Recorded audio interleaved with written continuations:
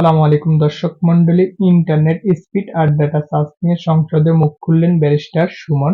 Barrister Suman আরো কি কি সম্পর্কে সংসদে মুখ খুললেন, আজকে আমরা সেই বিষয়টি জানার চেষ্টা করব। তো আমি আপনাদেরকে ব্যারিস্টার সুমনের ভিডিও ফুটেজটি দেখাবো। তার আগে আপনাদের কাছে ছোট্ট একটা রিকোয়েস্ট থাকবে, যারা এখনো পর্যন্ত আমার চ্যানেলটি সাবস্ক্রাইব করেন নাই তারা নিত্য নতুন সকল ধরনের সত্য নিউজ পেতে আমার চ্যানেলটি সাবস্ক্রাইব করে পাশে থাকা বেল আইকনটি অল করে দিবেন, যাতে আমি ভিডিও আপলোড করার সাথে সাথে আপনাদের কাছে নোটিফিকেশন চলে যায়। তো আমি আপনাদেরকে ব্যারিস্টার সুমনের ভিডিও ফুটেজটি দেখাইতেছি, আপনারা বেশি বেশি শেয়ার করে দিবেন, সবাইকে দেখার সুযোগ করে দিবেন।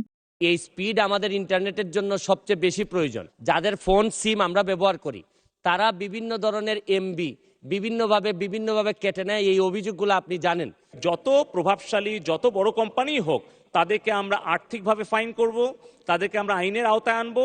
মাননীয় মন্ত্রীর কাছে আমার একটি প্রশ্ন হচ্ছে গিয়ে যে আমরা ডিজিটাল বাংলাদেশে অনেক দূরে গিয়েছি।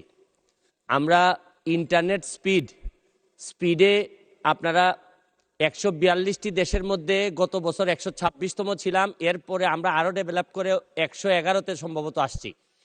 এই স্পিড আমাদের ইন্টারনেটের জন্য সবচেয়ে বেশি প্রয়োজন। এই স্পিড বাড়ানোর জন্য নেক্সট কি কার্যক্রম, এবং স্পিড না থাকার কারণে মাননীয় মন্ত্রী আপনারা আমাদের যে ফোন অপারেটর যাদের ফোন সিম আমরা ব্যবহার করি তারা বিভিন্ন ধরনের এমবি বিভিন্নভাবে কেটে নেয়, এই অভিযোগগুলো আপনি জানেন। এইগুলা আমরা এন্ড ইউজার তারা ফোন কোম্পানির সাথে আমরা কুলায় উঠতে পারি না। আপনি জানেন যে এই ধরনের কোনো প্রতারণা হইলে আমরা জিডিও করতে পারি না।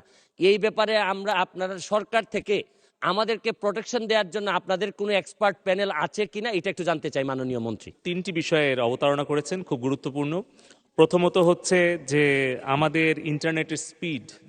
আমি আনন্দের সাথে বলতে পারি যে বাংলাদেশে ইন্টারনেটের যে ব্যয় মূল্য, এটি পৃথিবীর অন্যতম সস্তা দামে আমরা ইন্টারনেট কিনতে পারি, যার অবদান আমাদের মাননীয় প্রধানমন্ত্রী জননেত্রী শেখ হাসিনার এবং মাননীয় আইসিটি উপদেষ্টা সজীব ওয়াজেদ জয়ের।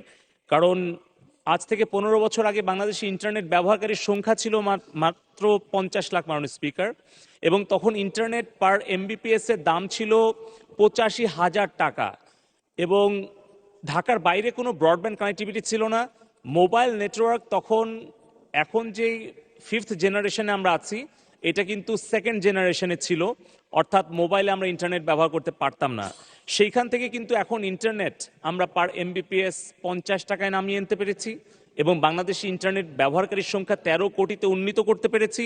এবং ঢাকা থেকে বিভাগ, জেলা, উপজেলা হয়ে এখন ইউনিয়ন, এমনকি আপনি যদি প্রত্যন্ত চর কিংবা দ্বীপ কিংবা পাহাড় যেখানেই যান, বাংলাদেশের 98% ভূখণ্ড এখন 4th জেনারেশন মোবাইল নেটওয়ার্ক আওতায় এসছে। এখন 19 কোটি সিম ব্যবহারকারী। কিন্তু এই যে মোবাইল ফোনের যে বিপ্লব, ইন্টারনেট ব্যবহারের যে বিপ্লব, এটি কিন্তু সম্ভব হয়েছে মাননীয় প্রধানমন্ত্রী জননেত্রী শেখ হাসিনার দূরদর্শী নেতৃত্বের ফলে। আমাদের যে ভবিষ্যতে যে পরিকল্পনা, সেখানে অবশ্যই যে কোনো গ্রাহক, তিনি সংসদ সদস্য হন অথবা সাধারণ একজন নাগরিক হন, কৃষক হন, শ্রমিক হন, তারা যদি আমাদের বিটিআরসিতে অভিযোগ করেন, তাহলে সেই মোবাইল নেটওয়ার্ক অপারেটর কিংবা ইন্টারনেট সার্ভিস প্রোভাইডার, যত প্রভাবশালী যত বড় কোম্পানি হোক, তাদেরকে আমরা আর্থিকভাবে ফাইন করব, তাদেরকে আমরা আইনের আওতায় আনবো, এবং আমাদের সেই আইটি অডিট টিম রয়েছে, ফাইন্যান্সিয়াল অডিট টিম রয়েছে। আমরা সেই জবাবদিহিতা নিশ্চিত করছি বলেই আমাদের বিটিআরসি থেকে কিন্তু 73,000 কোটি টাকা আমরা আমাদের রাজস্ব খাতে জমা দিতে